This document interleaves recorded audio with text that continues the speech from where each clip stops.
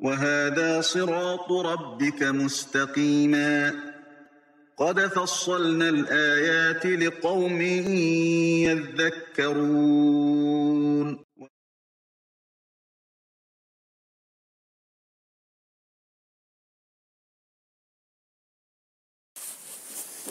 إن الحمد لله نحمده ونستعينه ونستغفره ونعوذ بالله من شرور أنفسنا ومن سيئات أعمالنا من يهده الله فلا مضل له ومن يضلل فلا هادي له وأشهد أن لا إله إلا الله وحده لا شريك له وأشهد أن محمدا عبده ورسوله. سبق معنا أن قلنا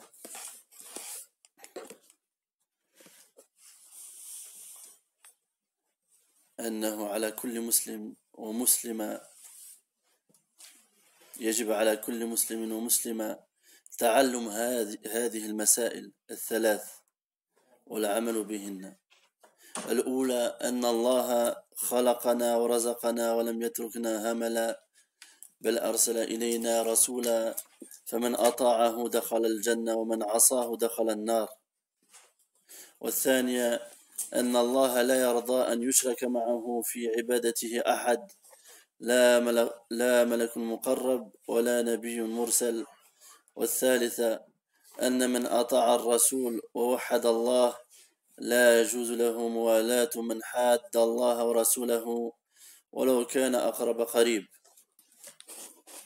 Donc, on a vu la semaine dernière trois points très importants.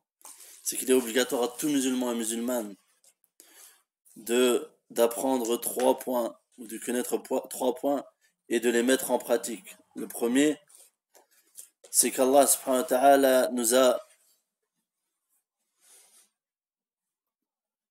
nous a pourvoyé la subsistance.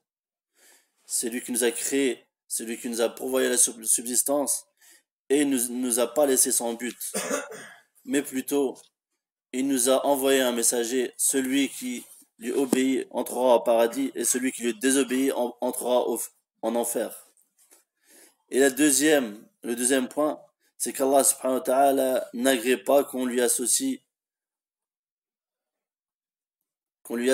autre que lui dans son adoration, que ce soit un ange rapproché ou un prophète envoyé. Et le troisième point, c'est que celui qui obéit au messager d'Allah sallallahu alayhi wa sallam et qui unifie Allah, il ne lui est pas autorisé de prendre comme allié ce qui s'oppose à Allah et à son messager, même s'il fait partie de ses proches, de sa famille, de ses proches parents.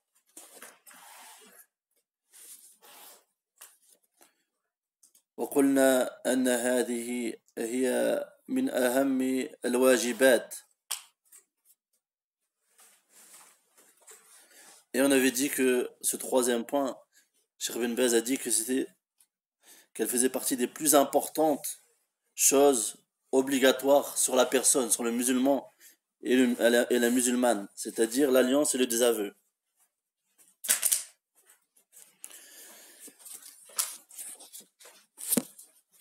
Et donc on avait essayé d'expliquer tous ces points-là. Et le fait de ne pas aimer un polythéiste pour son polythéiste, ceci ne veut pas dire que la personne, que le musulman ne doit pas se comporter avec lui d'une bonne manière. Car Allah Azza wa Jalla dit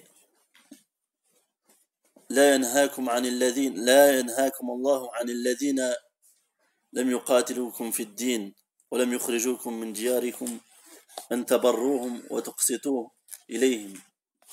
Allah ne vous interdit pas d'être bon et d'être juste envers ceux qui ne vous ont pas combattu pour la religion et qui ne vous ont pas fait sortir de vos maisons. Donc la base, c'est que le musulman doit détester ce qu'Allah subhanahu wa ta'ala déteste. Il déteste le shirk et ses adeptes. Il doit aimer ce qu'Allah subhanahu wa ta'ala aime, c'est-à-dire sa religion et les gens de sa religion, les musulmans. Et donc on voit de par ce point-là euh, l'erreur énorme que font certaines personnes et qui disent, yani, c'est la croyance de l'unité des religions, le fait de dire que chaque religion, yani, que toutes les religions sont une seule et même religion, qu'elles sont similaires, qu'elles sont pareilles, et qu'Allah les accepte. Ceci est faux. Yani, ceci est faux. C'est une croyance qui veut sortir de l'islam. Car Allah Azza a dit, certes la religion acceptée auprès d'Allah est l'islam. Il n'y a pas d'autre religion acceptée. Et celui qui veut revenir sur ce point, l'alliance et le désaveu, qu'il revienne au cours précédent, car c'est un point très important. C'est un point de la aqidah très important où beaucoup de musulmans se sont trompés. Et donc là, on va reprendre, Inch'Allah, ce qu'on avait fait, Inch'Allah. On va reprendre une nouvelle partie. قال المؤلف رحمه الله: اعلم أرشدك الله لطاعته أن الحنيفية ملة إبراهيم أن تعبد الله وحده مخلصا له الدين وبذلك أمر الله جميع الناس وخلقهم لها كما قال تعالى وما خلقت الجن والإنس إلا ليعبدون. Donc le Cheikh l'Islam a dit, sache,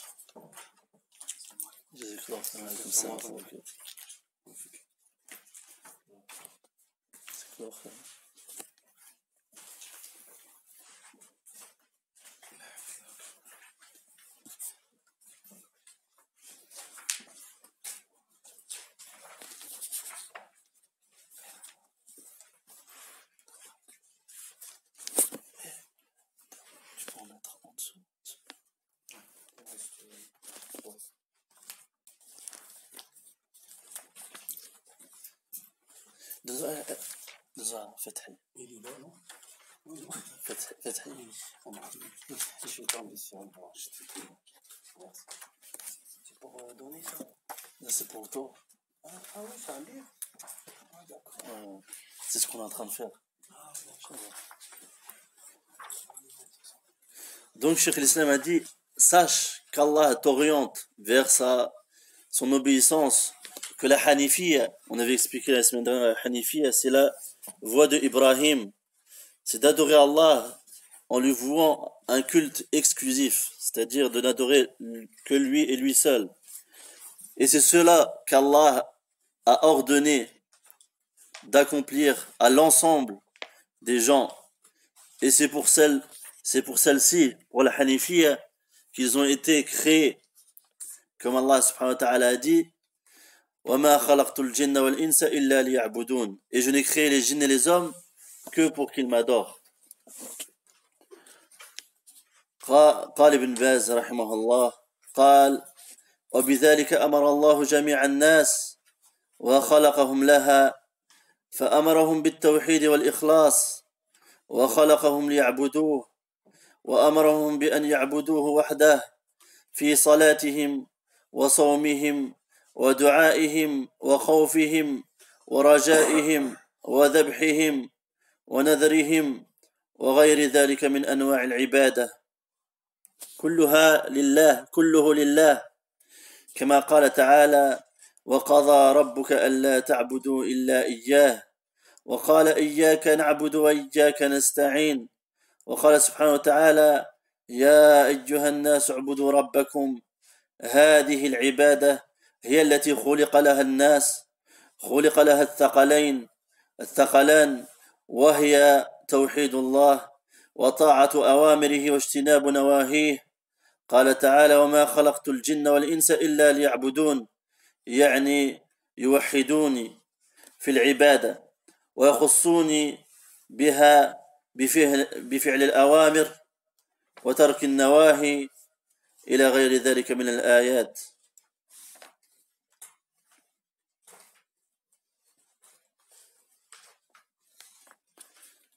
Donc Cheikh Ibn Baz a dit que l'ensemble des gens ont été ordonnés d'appliquer cette voie, c'est-à-dire la voie d'Ibrahim,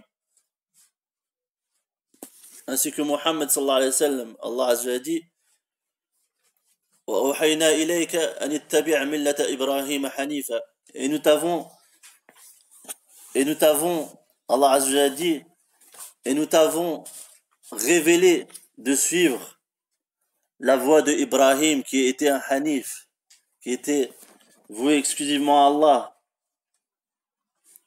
Et donc, Allah Azza wa Jal a créé l'ensemble de ses serviteurs, des gens, pour cette adoration, pour cette voie.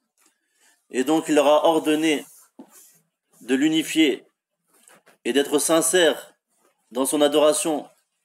Et donc, il les a créés pour l'adorer. Il leur a ordonné de l'adorer seul, que ce soit dans leurs prières, dans leurs jeûnes, dans leur invocation, dans leur peur, dans leur espoir, dans leur sacrifice, dans leurs vœux pieux, et etc. parmi les sortes d'adoration. Toutes sont à Allah subhanahu wa ta'ala. Comme Allah subhanahu wa ta'ala a dit dans le Coran, et ton Seigneur a décrété que tu n'adorerais que lui. Et aussi il dit, subhanahu wa ta'ala, c'est toi que nous adorons, et c'est de toi ou vers toi que nous implorons, et c'est de toi que nous implorons le secours, l'aide. Et aussi subhanahu wa ta'ala a dit, Allah subhanahu wa ta'ala a dit, ô vous les gens, adorez votre Seigneur. Et donc, cette adoration, c'est pour celle-ci que les gens ont été créés. Et donc, les djinns et les hommes ont été créés pour l'unicité d'Allah subhanahu wa ta'ala, pour obéir à ses ordres et délaisser ses interdits.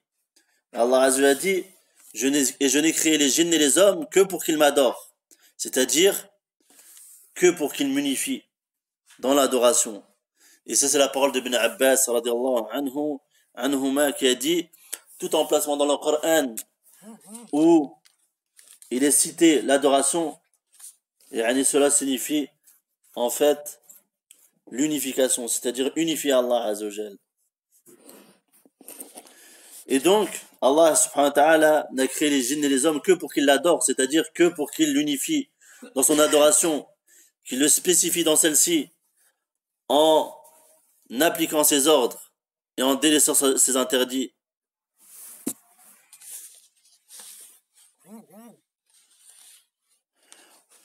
قال شيخ الإسلام ومعنى يعبدون أي يوحدوني وأعظم ما أمر الله به التوحيد. Donc Cheikh l'Islam a dit, et le sens de ya'budoun, il m'adore, qu'il m'adore, c'est-à-dire qu'il m'unifie. Et la chose la plus immense qu'Allah subhanahu wa ta'ala a ordonné à ses serviteurs, c'est le tawhid, c'est l'unicité. Donc c'est la plus grande obligation qu'Allah subhanahu wa ta'ala est imposée à ses serviteurs. Et comme on a vu, c'est la première chose qu'Allah a ordonnée à ses serviteurs dans sa parole, Ya ayyuhan nas, ô vous les gens, a'budu rabbakum, adorez votre Seigneur, c'est-à-dire unifiez-le, unifiez votre Seigneur.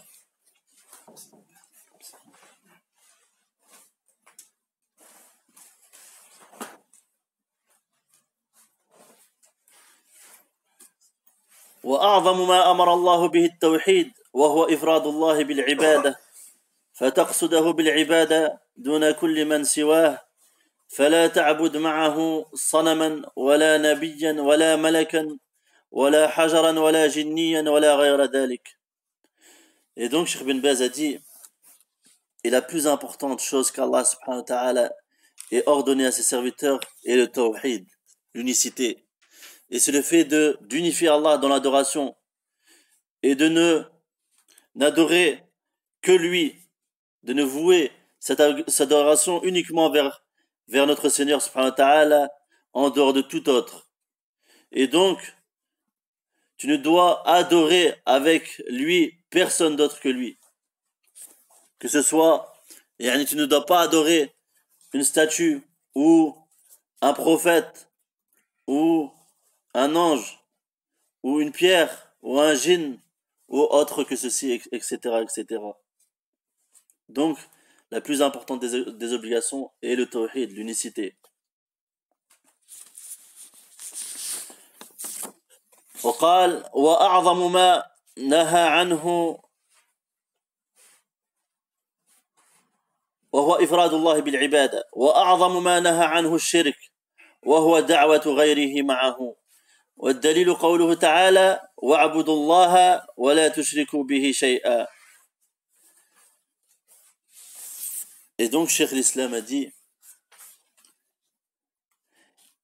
et la chose la plus immense qu'Allah subhanahu wa ta'ala est interdit est le shirk, l'association.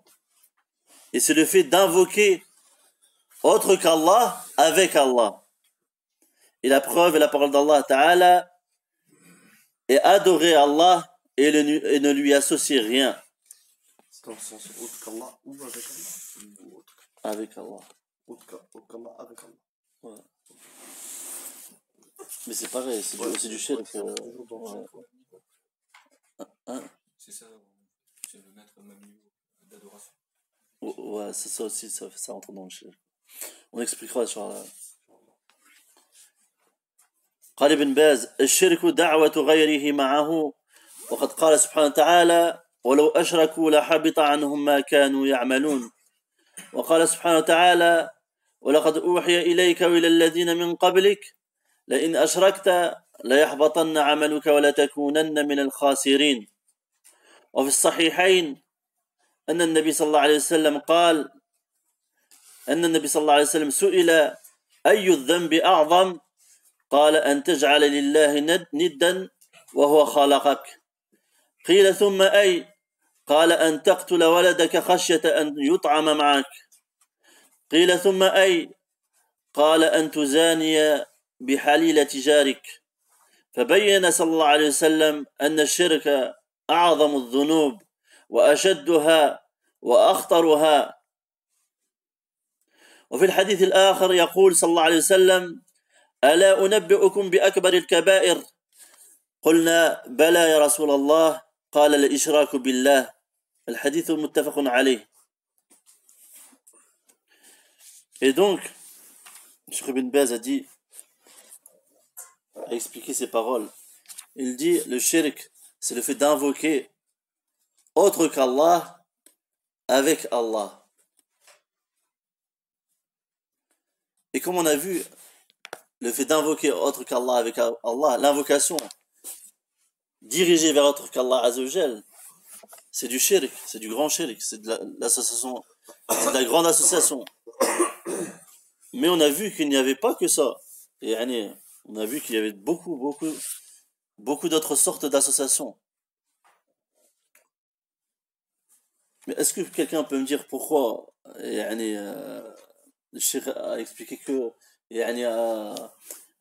a donné comme définition invoquer autre qu'Allah avec Allah? Ouais. Parce que c'était la plus répandue à son époque, là où il était. Mais aussi. Ça fait office aussi de définition générale, parce que c'est plus répandu. Un tombolâtre, par exemple, un tombolâtre, il va dire la ilaha illallah. Il va invoquer le mort, mais en même temps, il va dire qu'il croit en Allah, tu vois. Donc souvent, c'est le péché qui revient le plus souvent, tu vois. C'est le péché qui revient le plus souvent, je dis quoi. En fait, c'était la chose que je voulais, la réponse, c'est qu'en fait, la dua, comme on a vu, la dua se sépare en deux parties. Dua mas'ala, bilisan al-hal, bilisan al-maqal, wa dua ibada, bilisan al-hal. On a vu que la dua se sépare en deux parties. La dua avec la langue, comme le fait de demander à Allah Azzawajal de te préserver de l'enfer, de te faire entrer au paradis, avec la langue. Et la dua selon la position de la personne, selon la situation de la personne. Et dans cette dua, dans cette partie, il entre toutes les adorations. Car si la personne, exemple, jeûne C'est comme si elle demandait, elle invoquait Allah Azzawajal de la préserver de l'enfer. Quand la personne prie, c'est comme si elle demandait à Allah Azzawajal de le préserver de l'enfer, pareillement, ou de le faire entrer au paradis. Ça, c'est l'invocation, et selon la situation de la personne. Et il entre dans ceci toutes les adorations. Vous avez compris, ça? Donc on continue. Et Cheikh bin Baz a évoqué les preuves que le shirk est le pire des péchés. Allah subhanahu wa ta'ala a dit, et s'ils avaient associé, alors tout ce qu'ils avaient fait, tout ce qu'ils ont fait aurait été annulé. Et ceci après avoir évoqué 18 prophètes. Et aussi subhanahu wa ta'ala a dit, certes, il t'a été révélé, c'est-à-dire au toi Mohammed, ainsi qu'à ceux qui étaient avant toi parmi les prophètes, si tu associes, alors tes œuvres seront vaines, annulées, et tu serais parmi les perdants. Et aussi, il a été rapporté dans les deux authentiques de Bukhari et Muslim que le prophète sallallahu alayhi wa sallam a été questionné au sujet du pire des péchés. On lui a demandé quel est le pire des péchés. Et le prophète sallallahu alayhi wa sallam a dit que tu donnes un égal à Allah alors que c'est lui qui t'a créé. Puis on lui a dit, après ça, quel est le pire des péchés? Et il dit que tu tues ton enfant par peur qu'il mange avec toi, de peur qu'il mange avec toi. Et aussi, on lui a dit, puis après, et le prophète sallallahu alayhi wa sallam a dit que tu forniques avec l'épouse de ton voisin.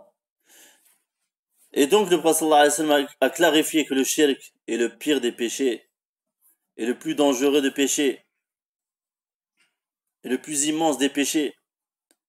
Et dans un autre hadith, le prophète sallallahu alayhi wa sallam a dit, ne vais-je pas vous informer au sujet du pire grand péché, ou des pires grands péchés? Ils dirent, les compagnons, radiyallahu anhum, bien sûr, au messager d'Allah. Et il dit, sallallahu alayhi wa sallam, l'association à Allah, al-ishraku billah. Et le hadith a été rapporté par le Bukhari et Muslim.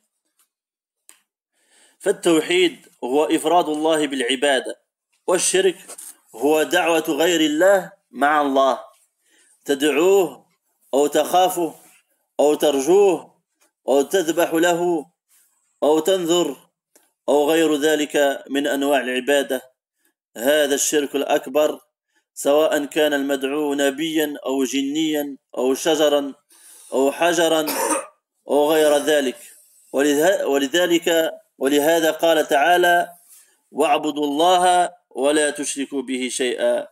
فشيئا نكر في سياق النهي فتعم كل شيء. وقال سبحانه وتعالى وما أمروا إلا ليعبدوا الله مخلصين له الدين. فأعظم ما أمر الله به التوحيد وهو إفراد الله بالعبادة، وأعظم ما نهى عنه هو الشرك بالله عز وجل كما تقدم. ولهذا أكثر سبحانه وتعالى في القرآن من الأمر بالتوحيد والنهي عن الشرك. Donc Cheikh Ibn Baz dit que le tawhid, c'est en fait d'unifier Allah subhanahu wa ta'ala dans son adoration. Et le shirk, c'est d'invoquer autre qu'Allah avec Allah.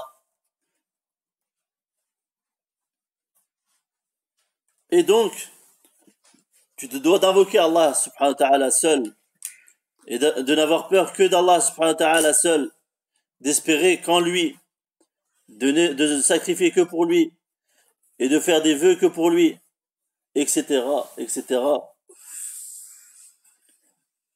Et le shirk akbar, le grand shirk, la grande association, que la personne qu'on appelle ou qu'on invoque soit un prophète, ou un djinn, ou un arbre, ou une pierre, ou autre, tout cela fait partie du grand shirk, l'invocation d'autres qu'Allah Azzawajal, que ce soit un prophète, etc. Et c'est pour cela qu'Allah subhanahu wa ta'ala a dit, et adorer Allah et ne lui associez rien. Et ce verset-là, les savants l'appellent le verset des 10 droits. Et Allah subhanahu wa ta'ala a commencé par le plus important, par ces paroles wa'budullaha wa la tushriku bihi shay'a.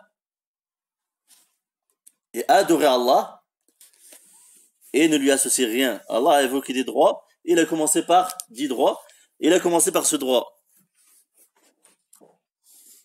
Et donc Cheikh dit dans ce verset, et adorer Allah et ne lui associer rien. La parole rien dans ce verset, et Cheikh Ben Baz l'a expliqué, ceci, et cette parole-là, rien, englobe toute chose en dehors d'Allah subhanahu wa ta'ala. C'est-à-dire que lorsqu'un nom indéfini vient après une interdiction, alors cette interdiction englobe tout ce qui est adoré en dehors d'Allah Azza wa Jal dans ce verset-là. Et aussi Allah subhanahu wa ta'ala a dit, et il n'avait été ordonné que d'adorer Allah en lui vouant un culte exclusif. Donc, la chose la plus immense qu'Allah est ordonné à son serviteur, c'est le tawhid, l'unicité. C'est d'unifier Allah dans l'adoration. Et la chose la plus, le péché le plus immense qu'Allah est interdit est le shirk, l'association, comme on a vu avant. Et c'est pour cela qu'Allah subhanahu wa ta'ala a multiplié dans le Coran l'ordre de l'unifier et l'interdiction de l'associer. Allah Azza wa Jalla a multiplié ses ordres. Et c'est cet ordre du tawhid et cette interdiction du shirk. Et maintenant, avant de continuer dans le sharh, on va évoquer une chose très importante que tout musulman doit savoir. C'est les catégories de tawhid et de shirk. Les aqsam al-tawhid ou aqsam al-shirk. Premièrement, le tawhid se sépare en 3 parties. L'unicité se sépare en 3 parties. La première, c'est le tawhid al-rububiyyah. Le tawhid, l'unicité d'Allah dans sa seigneurie. Et ça, il faut savoir que la plupart des gens affirment ce tawhid. Mais ce tawhid-là ne suffit pas pour que la personne soit musulmane et entre au paradis. Le tawhid al-rububiyyah, l'unicité dans la seigneurie. هو إفراد الله بالخلق والملك والتدبير بالإحياء والإماتة. C'est le fait d'unifier Allah subhanahu wa ta'ala dans sa création, de croire qu'Allah est le seul à créer, le seul créateur, d'unifier Allah dans sa création, dans sa pourvoyance, le seul à te pourvoyer, à te procurer la subsistance. Et le seul est d'unifier Allah Azza wa Jal dans sa gérance, le seul à gérer l'univers. C'est-à-dire que c'est lui qui fait vivre, mourir, qui fait venir la nuit, le jour, etc., etc., qui gère tout l'univers. Et ça, la plupart des polythéistes acceptaient ce tawhid-là. Et même Pharaon, qui disait Ana rabbukum al-a'la, c'est moi votre Seigneur, le Très-Haut. Allah Azza wa Jalla dit à son sujet وَاسْتَيْقَنَتْهَا أَنفُسُهُمْ ظُلْمًا وَعُلُوًّا. Allah Azza wa Jalla dit à son sujet, ils avaient la certitude que ce avec quoi Moussa est venu était la vérité, mais ils l'ont renié par orgueil et par injustice et par orgueil. Donc ça c'est le premier tawhid. Et le deuxième tawhid, c'est dans ce tawhid-là que les prophètes et leur peuple, que la divergence est survenue entre les prophètes et leur peuple. Car Quraysh, exemple, avec le prophète sallallahu alayhi wa sallam, Quraysh, ils croyaient en Allah Azza wa Jal. Ils croyaient que c'était lui le créateur, etc., etc. Allah Azza nous a dit dans le Coran وَلَئِنْ سَأَلْتَهُمْ مَنْ خَلَقَ السَّمَاوَاتِ وَالْأَرْضِ لَيَقُولُنَّ اللَّهُ. Si tu leur dis, si tu leur demandes qui a créé les cieux et la terre, ils te diront c'est Allah. Mais le problème venait dans le deuxième tawhid qui est tawhid al-uluhiyya. وهو إفراد الله بأفعالنا بالعبادة. C'est le fait d'unifier Allah Azza wa Jal dans nos actions, c'est-à-dire de n'adorer que lui et lui seul. C'est d'unifier Allah dans l'adoration. Et c'est cela que les polythéistes, que la plupart des peuples, que la plupart des gens des gens qui ont renié les messagers, le message des messagers, c'est dans ce shirk, c'est dans ce tawhid qu'ils avaient un problème. Et c'est pour ça que Quraysh a dit, comme Allah Azza wa Jalla a dit, Aj'ala al-aliha ilahan wahida. Est-ce qu'il a fait de nos divinités une seule et même divinité? Donc ils avaient un problème dans ce tawhid, le fait d'unifier Allah subhanahu wa ta'ala dans son adoration. Et le troisième tawhid, roi ifradullah بأسمائه وصفاته وذلك بإثبات ما أثبته لنفسه ونفى عن نفسه وذلك من غير تحريف ولا تعطيل ولا تكييف ولا تمثيل. C'est d'unifier, le troisième tawhid, c'est d'unifier Allah dans ses noms et attributs. Dans ses noms et attributs. En affirmant. Hein? Tahrif. C'est d'unifier Allah subhanahu wa ta'ala dans ses noms et attributs. De croire qu'Allah subhanahu wa ta'ala possède les meilleurs noms et attributs et c'est lui seul qui est nommé par ceci, et c'est lui seul qui est caractérisé par ses attributs qui sont parfaits. Les attributs d'Allah subhanahu wa ta'ala sont parfaits. Donc, le troisième tawhid, c'est d'unifier Allah dans ses noms et attributs, en reniant ce qu'il a renié pour lui-même, comme la somnolence, l'incapacité, exemple, l'ignorance, etc., etc. Et en affirmant ce qu'il a affirmé pour lui-même, ses noms, ses attributs, l'attribut du visage, exemple, l'attribut de la rahma, tout ça on verra si on fait le wastir. Et donc, d'unifier Allah dans ses noms et attributs sans falsifier ses noms et attributs, sans les falsifier, sans les renier, sans demander le comment, et sans faire de ressemblance. 4 choses. On va expliquer sur ces 4 choses. La falsification, le tahrif.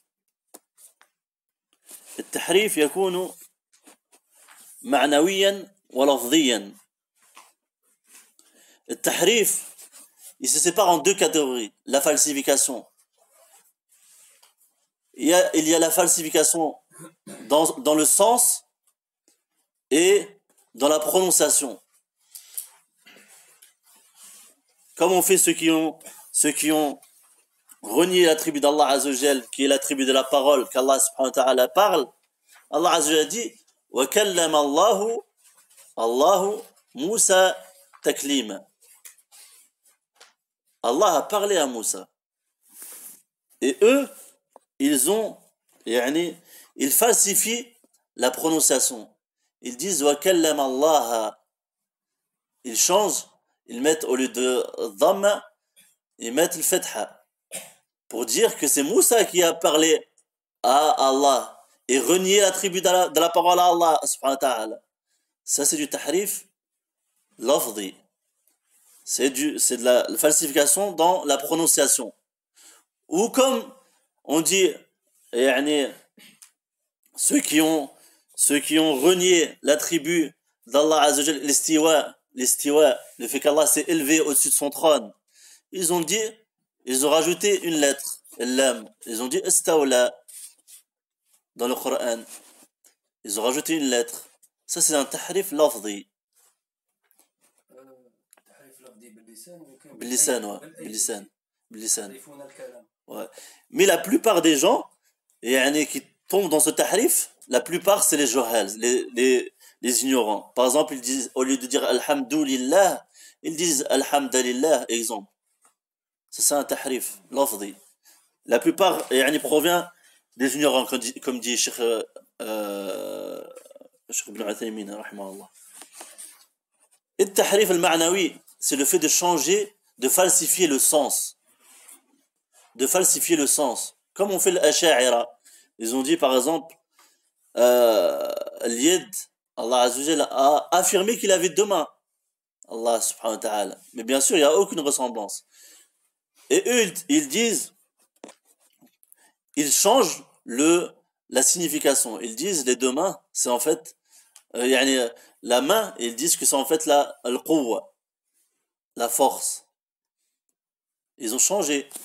Et nous, les gens de la sunna, on sait que le Coran, on affirme que le Coran est, yani, le sens du Coran, les sens du Coran sont, yani, on affirme les sens du Coran selon ce qui apparaît de leur sens. Yani, on sait dans la langue arabe que l'yed, c'est la main. Les gens de la sunna yani, affirment le Coran selon son sens apparent. Donc on a vu les deux tahrifs, les deux catégories de tahrif. Maintenant, le ta'til ou l'inkar, c'est le fait de renier un nom ou un attribut, ou plusieurs noms ou plusieurs attributs. C'est le fait de renier. Et l'inkar aussi se sépare en deux parties. Inkar takdhib ou inkar ta'wil.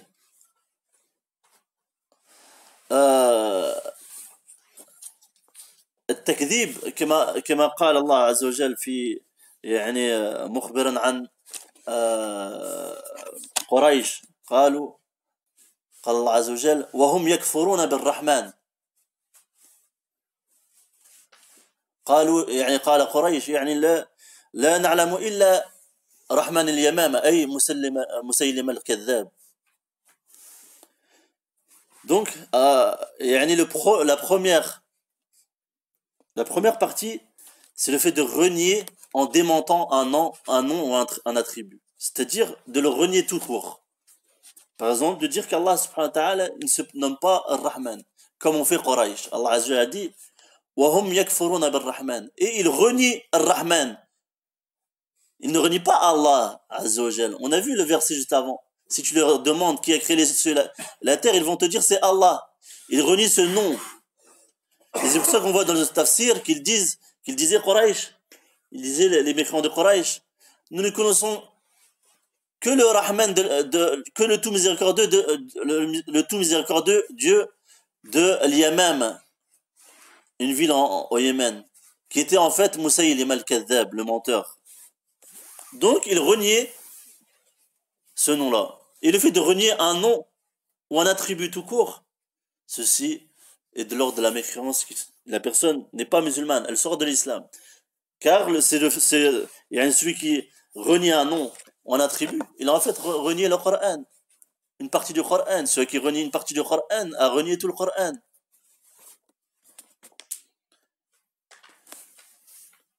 Et le deuxième, c'est l'inkar ta'wil. C'est le fait de renier par interprétation comme on fait les sha'ira. C'est-à-dire, exemple, ils ont renié l'attribut de la main. Ils ont renié l'attribut de la main. En se sauvant de la ressemblance. Eux, ils voulaient se sauver de la ressemblance à Allah Azza wa Jal. Mais on sait, nous, les gens de la sunna, qu'il n'y a aucune ressemblance. Quand on dit la main, il n'y a aucune ressemblance. Donc, ils sont tombés dans le-ta'wil, l'interprétation. Ils ont été chercher dans la langue arabe, est-ce qu'il y a un mot qui a une autre signification du mot yed, la main.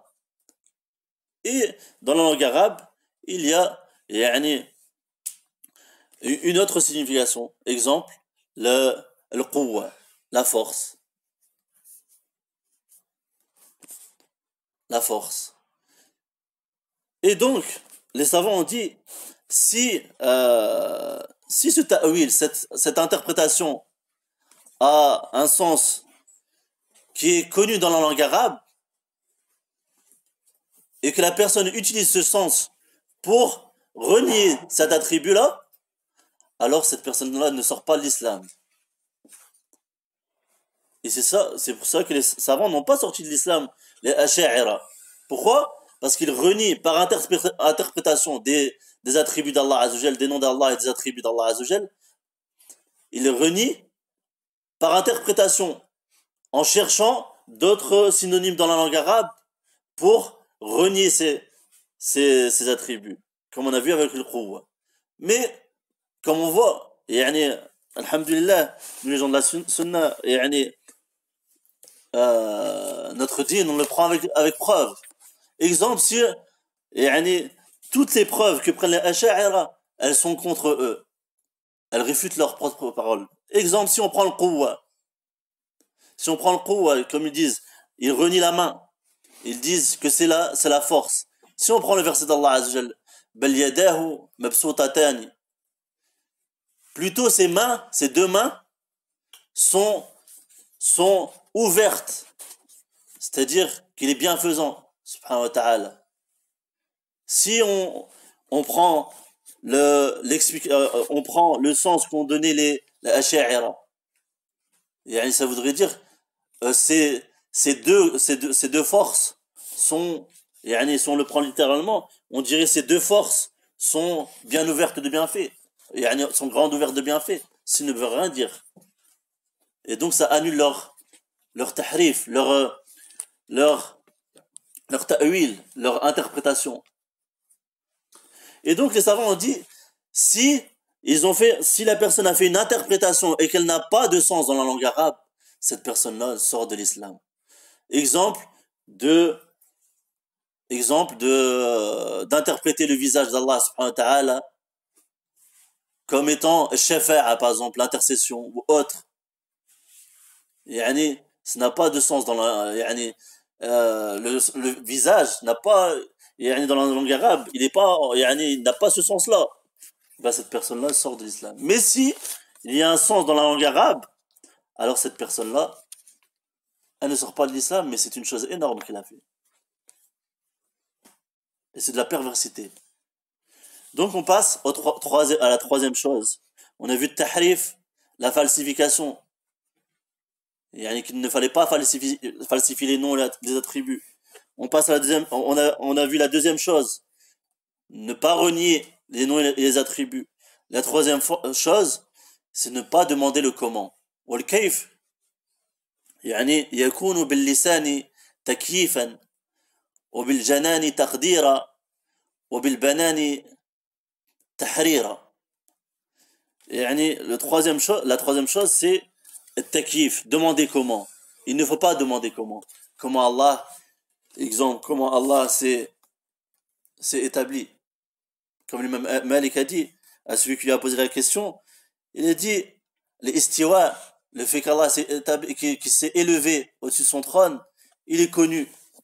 Et le fait d'y croire est obligatoire. Et à la fin, l'imam Malik a dit, sortez-moi ce mubtadi', cet innovateur de la mosquée. Car il a demandé une chose énorme.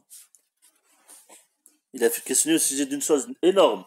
Donc nous, les gens de la sunna, on ne demande pas le comment, que ce soit avec la langue. On ne dit pas comment Allah s'est élevé. Exemple. On ne demande pas, et on ne fait pas le takyif avec le cœur, en s'imaginant comment, ni avec les doigts, en dessinant, ou en écrivant, ou en montrant avec ses doigts. Et dernièrement, at-tamthil, la ressemblance. On ne fait aucune ressemblance. On affirme les noms et attributs d'Allah Azzawajal sans ressemblance. Et comme la différence entre, comme les savants disent, la différence entre les créatures sur terre, exemple, la fourmi et l'éléphant, exemple, ou la fourmi et l'humain, dans leurs caractéristiques, il y a des différences énormes. Par exemple, la tête, ils n'ont pas la même tête, n'ont pas les mêmes membres, etc., etc. Alors, la différence entre le Créateur subhanahu wa ta'ala et la création et la créature est encore plus immense. Et Allah Azza wa Jalla dit Laysa kamithlihi shay wa huwa as-sami'ul basir. Allah Azza wa Jalla dit il n'y a rien qui lui ressemble et c'est lui l'audient, l'omniscient. Donc on a vu comment affirmer les noms et les attributs sans falsifier, sans demander le comment, sans falsifier, sans renier, sans demander le comment et sans faire de ressemblance. Et ça, bi'idhnillah, tout cela on verra en détail, bi'idhnillah, si Allah Azza wa Jalla nous facilite un jour de faire al-Wasitiyya, qui est un énorme livre. Maintenant, on va voir les sortes de shirk. Le shirk se sépare en deux parties, le grand shirk et le petit shirk. Et la différence qu'il y a entre ces deux shirk, premièrement, c'est que le grand shirk, celui qui commet le grand shirk, sort de l'islam. Et celui qui commet le petit shirk ne sort pas de l'islam, il est tout le temps musulman. Deuxième différence, c'est que celui qui commet le grand shirk, toutes ses actions sont annulées. On a vu l'ayah, on a vu les versets, on a vu que même si le prophète sallallahu alayhi wa sallam et les prophètes associés à Allah, toute leur œuvre aurait été annulée. Et le petit shirk, il n'annule pas toutes les actions, mais il annule l'action dans laquelle il y a eu du shirk, du petit shirk. Troisièmement, c'est que la personne qui fait le grand shirk, il sera éternellement en enfer. Allah Azza wa Jalla dit, on n'a pas vu ce verset, Allah Azza wa Jalla dit, innahu man yushrik billah, faqad harrama Allahu alayhi al-jannah, wa ma'wahu an-nar, wa ma lidh-dhalimina min ansar. Allah Azza wa Jalla dit, certes, celui qui est associé à Allah, Allah lui interdit le paradis. Et son refuge sera l'enfer et point de secoureur pour les injustes. Donc, troisièmement, celui qui commet le grand shirk n'entrera jamais au paradis. Et celui qui commet le petit shirk, il y a une divergence entre les savants. Certains savants ont dit, comme Cheikh l'Islam, il dit la budda min al-adab. Il sera obligatoirement châtié. Et la preuve est la parole d'Allah Azza wa Jalla, inna Allah la yaghfiru an yushraka bih wa yaghfiru ma duna dhalika liman yasha. Certes, Allah ne pardonne pas qu'on lui associe. Il ne pardonne pas. Et il pardonne en dessous de cela, en dessous du shirk, à qui il veut, les grands péchés. On verra, on a vu plusieurs fois que les grands péchés, que la personne parmi la aqida qui est très importante et que tout musulman doit avoir, c'est que les grands péchés entrent sous la volonté d'Allah Azza wa Jalla si la personne ne se repent pas yawm al-qiyamah. C'est-à-dire, s'il ne s'est pas repenti du grand péché, soit Allah il le pardonne, soit Allah il le châtie en fonction de son péché. C'est-à-dire qu'il entrera en enfer selon le péché qu'il a fait, mais il sortira car il n'est pas sorti de l'islam avec les grands péchés. Donc, et certains savants disent il entre sous la volonté d'Allah Azza wa Jalla, comme les grands péchés. Comme les grands péchés. Et quatrièmement, c'est qu'Allah subhanahu wa ta'ala ne le pardonne pas. Il pardonne pas le grand péché, le grand shirk. Sinon, le petit shirk, c'est comme on a vu, il y a une divergence. Certains savants disent il sera obligatoirement châtié. D'où l'importance de savoir qu'est-ce que le petit shirk, qu'est-ce que le grand shirk. Et d'autres ont dit il entre sous la volonté d'Allah Azza wa Jalla. Et d'autres encore ont dit comme Cheikh Salih al-Cheikh, Cheikh Salih al-Fawzan, ils ont dit qu'Allah ne pardonne pas le petit shirk. Et la preuve est la parole d'Allah Azza wa Jalla, certes Allah ne pardonne pas qu'on lui associe. Il ne pardonne pas ce petit shirk et donc il sera pesé dans la balance, ce petit shirk.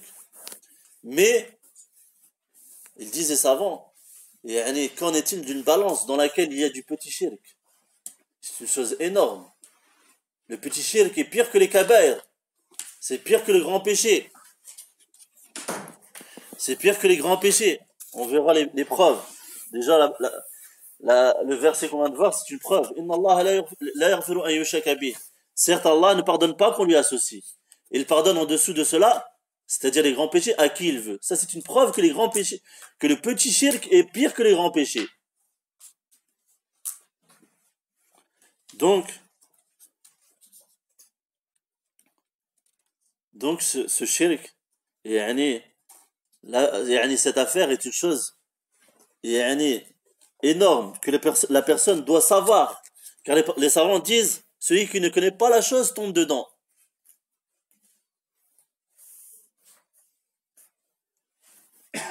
Donc on continue dans le sharh, inshallah. C'est une petite parenthèse que tout musulman se doit de savoir.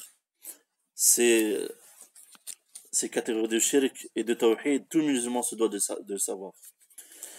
قال شيخ الإسلام فإذا قيل لك ما الأصول الثلاثة التي يجب على الإنسان معرفتها قال ابن باز هذه الأصول الثلاثة تجمع الدين كله من ربك وما دينك ومن نبيك وهي التي تسأل أو يسأل عنها العبد في قبره. Et donc, Cheikh l'Islam a dit, si on te demande quels sont les trois fondements qu'il est obligatoire à toute personne de connaître, alors dis, Mohim donnera la réponse après, Cheikh Ibn Baz a expliqué cette question. Si on te dit quels sont les trois fondements qu'il est obligatoire à toute personne de connaître, il dit que ces trois fondements réunissent toute la religion. Ils englobent toute la religion. C'est-à-dire, qui est ton Seigneur? Quelle est ta religion? Et qui est ton prophète? Et c'est au sujet de ces trois choses que le serviteur sera interrogé dans sa tombe. Yawm al-Qiyamah. Qui est ton Seigneur? Quelle est ta religion? Et qui est ton prophète? Il ne faut pas croire que c'est une chose facile et que la personne, elle les connaît dans la dunya, mais il se peut que dans l'akhirah, elle ne les connaisse pas. Il ne suffit pas de dire mon Seigneur est Allah et de dépasser les limites d'Allah, ou de dire ma religion est Allah et de ne pas connaître ta religion et de ne pas l'appliquer.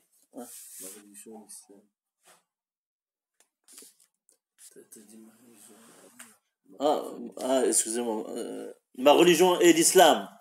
Ma religion est l'islam. Il ne suffit pas de dire ma religion est l'islam et de croire que tu vas savoir répondre Yawm al-Qiyamah. Ou de dire mon prophète est Mohammed sallallahu alayhi wa sallam et de ne pas le suivre et de croire et de ne pas lui obéir et de croire que Yawm al-Qiyamah tu vas répondre aux questions. Et c'est pour cela qu'on est là. Apprendre ces trois fondements. Qui est ton Seigneur? Quelle est ta religion? Et qui est ton prophète?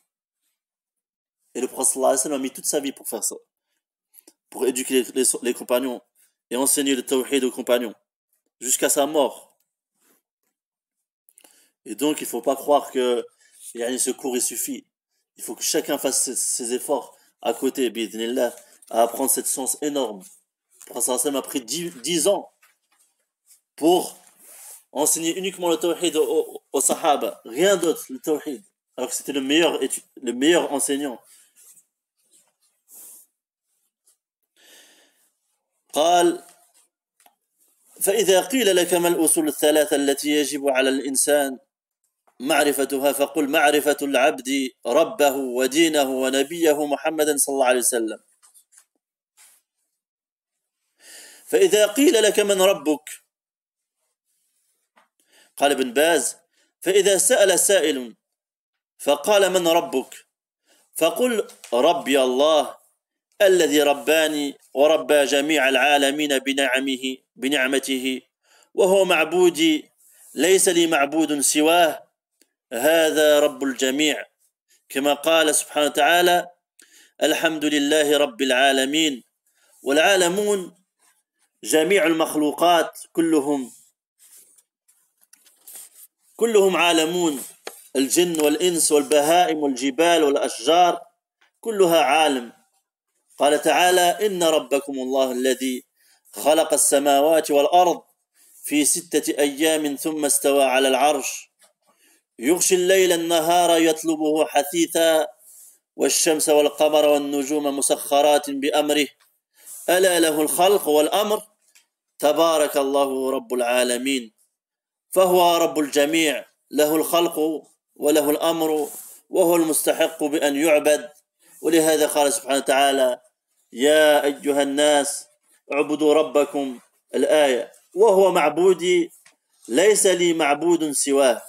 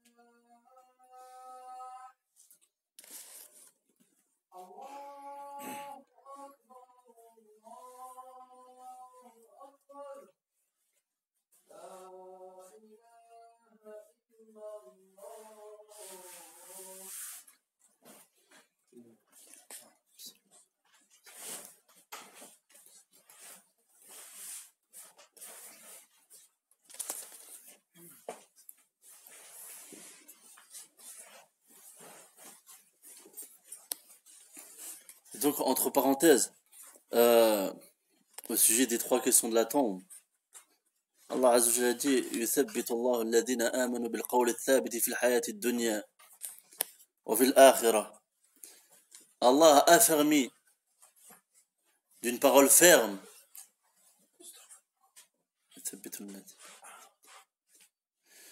ceux qui ont cru dans la dunya et dans l'akhira.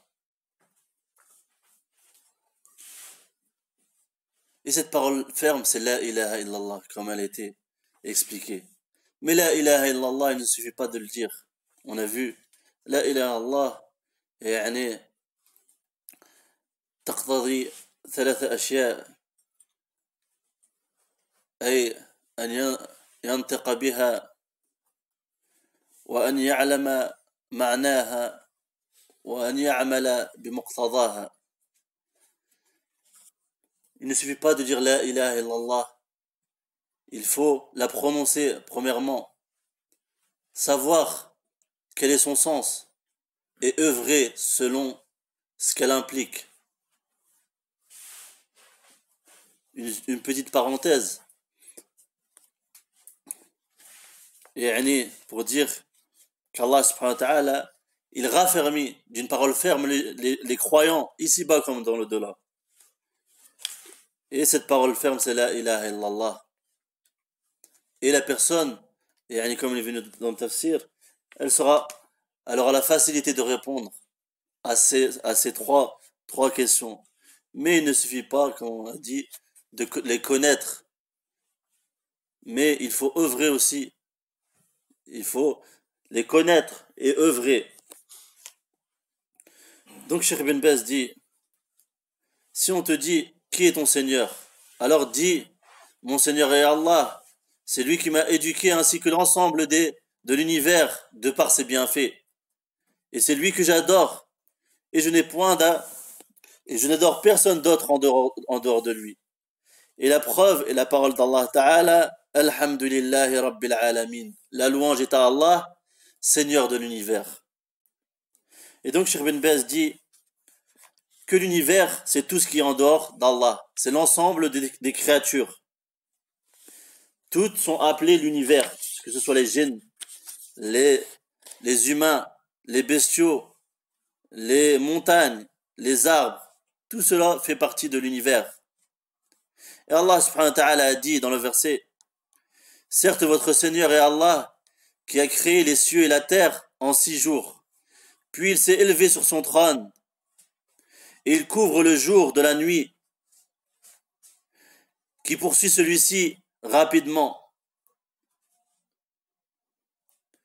Et aussi le soleil et la lune ainsi que les étoiles sont assujetties à son ordre. La création et le commandement n'appartient qu'à lui. Tabarakallah, Seigneur de l'univers. Et donc, Allah subhanahu wa ta'ala, c'est le Seigneur de l'ensemble de la création. Et à lui revient le commandement. Et c'est lui le seul qui mérite d'être adoré. Et c'est pour cela qu'Allah subhanahu wa ta'ala a dit, ô vous les gens, adorez votre Seigneur. Jusqu'à la fin du verset. Et c'est donc celui qu'on adore et personne d'autre. Et on adore personne d'autre en dehors de lui. قال ابن باز والدليل قوله تعالى الحمد لله رب العالمين يعني الثناء كله لله والعبادة من الثناء ومن الحمد وكل ما سوى الله عالم من الجن والإنس والحيوانات والجبال عوالم كلها عوالم. Et donc Cheikh Ibn Baz dit, la preuve de ceci est la parole d'Allah subhanahu wa ta'ala, Alhamdulillahi Rabbil Alamin. La louange est à Allah, Seigneur de l'univers. C'est-à-dire, l'éloge revient entièrement à Allah subhanahu wa ta'ala. Et l'éloge et la louange font partie de l'adoration. Et tout ce qui est en dehors d'Allah subhanahu wa ta'ala, c'est l'univers. Que ce soit les djinns, les hommes, les animaux, les montagnes, tout cela sont des univers. قال فإذا قيل لك بما عرفت ربك فقل بآياته ومخلوقاته ومن آياته الليل والنهار والشمس والقمر ومن مخلوقاته السماوات السبع والأرضون السبع ومن فيهن وما بينهما. قال ابن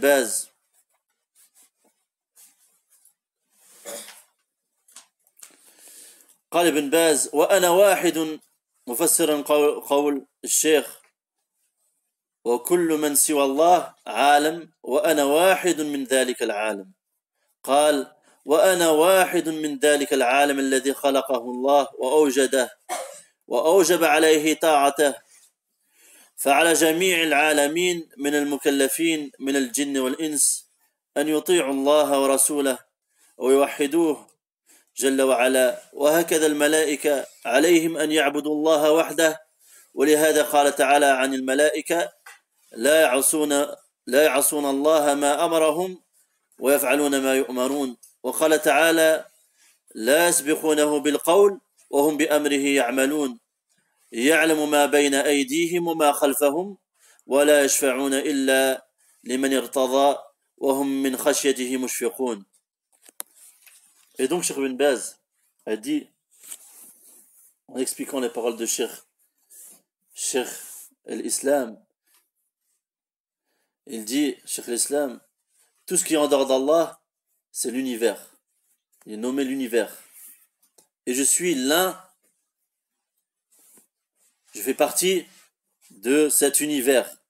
Et donc, Cheikh Ibn Baz a dit, je suis l'un de ceux, je fais partie de cet univers dont Allah subhanahu wa ta'ala a créé. Et Allah subhanahu wa ta'ala a ordonné aux serviteurs de lui obéir et a ordonné à l'ensemble des univers qu'ils soient ceux qui sont responsables, ceux dont Allah Azza wa Jalla a donné la responsabilité parmi les djinns et les hommes, il leur a ordonné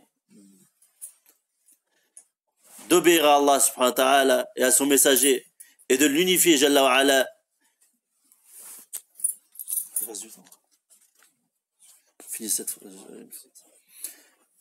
Il en est ainsi pour les malaïks, pour les anges. Ils doivent adorer Allah seul. Et c'est pour ça qu'Allah subhanahu wa ta'ala a dit, ils obéissent à Allah dans ce qu'il leur a ordonné et ils accomplissent ce qu'Allah leur a ordonné. Et aussi Allah subhanahu wa ta'ala a dit, ils ne devancent pas à son commandement et agissent selon ses ordres. Il sait ce qu'il y a devant eux et derrière eux. Et il n'intercède qu'en faveur de ceux qu'il a agréés, qu'Allah a agréé, tout en étant pénétré de sa crainte. Wa subhanakallahumma wa bihamdik, ashhadu an la ilaha illa anta, astaghfiruka wa atubu ilayk.